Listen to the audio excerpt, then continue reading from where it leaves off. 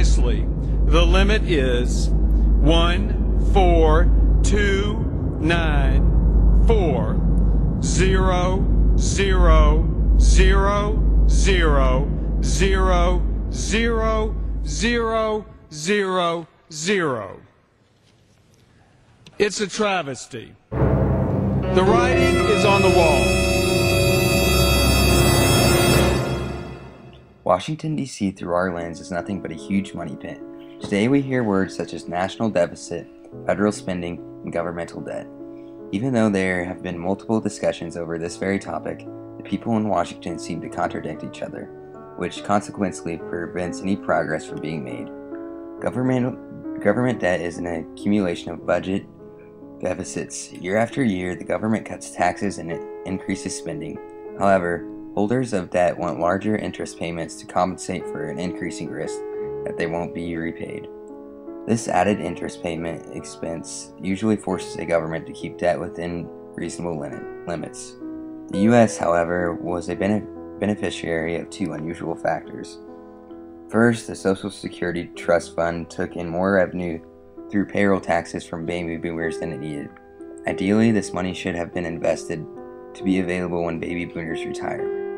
In reality, the fund was loaned to the government to finance increased deficit spending. This interest-free loan helped the Treasury bond interest rate remain low, allowing more debt financing. However, it is not a real loan since it can only be repaid by increased taxes when the boomers do retire. Secondly, foreign countries increase their holdings of Treasury bonds as a safe haven, also keeping interest rates low. These holdings went from 13% in 1988 to 28% in 2009. According to the U.S. Treasury report, Petrodollars and Global Imbalances, published in February 2006.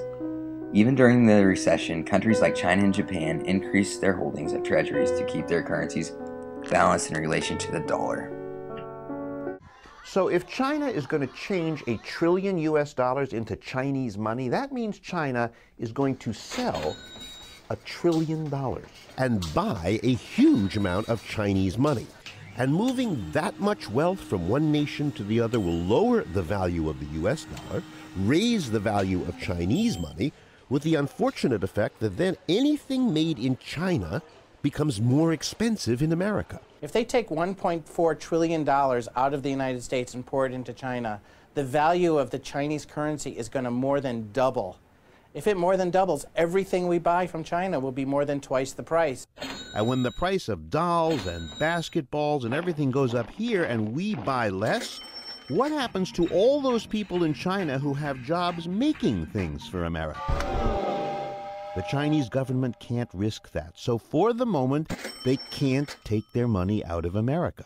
They're stuck. That's why their leaders keep saying these things like, we're nervous about the dollar. China needs America to keep its workers working, so they can't take their money home.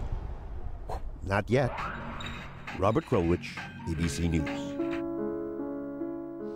The Republican view wants to cut federal taxes, but they also want to prevent programs such as health care reform.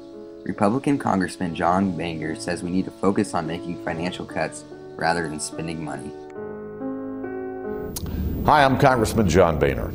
As families in Ohio continue to tighten their belts and make tough decisions, Washington continues to spend like there's no tomorrow.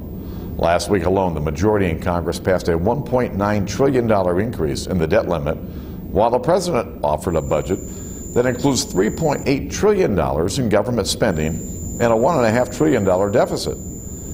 This out-of-control spending is hurting our economy and stifling job growth, yet there's no indication that the majority in Congress is willing to take any proactive steps to deal with our fiscal crisis on its own. America can no longer afford to have its elected representatives delay action on proposals to reduce excessive spending.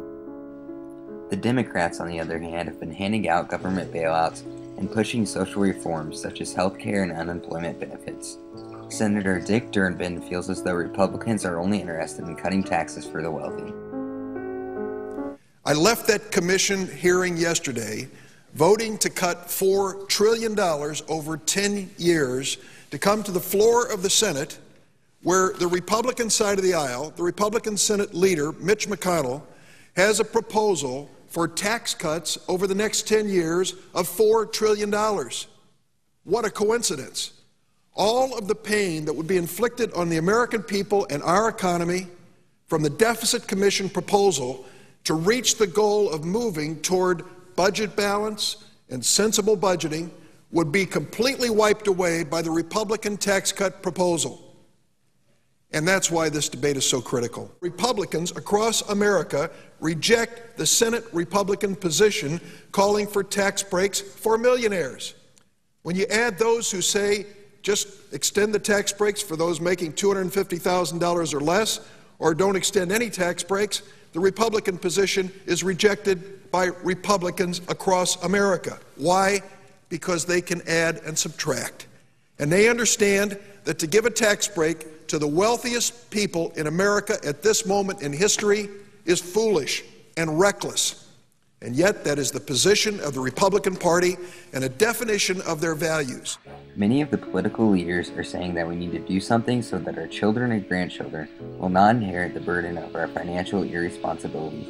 What they do not understand is that if we do not do anything, there will not be an America for our children and grandchildren to live.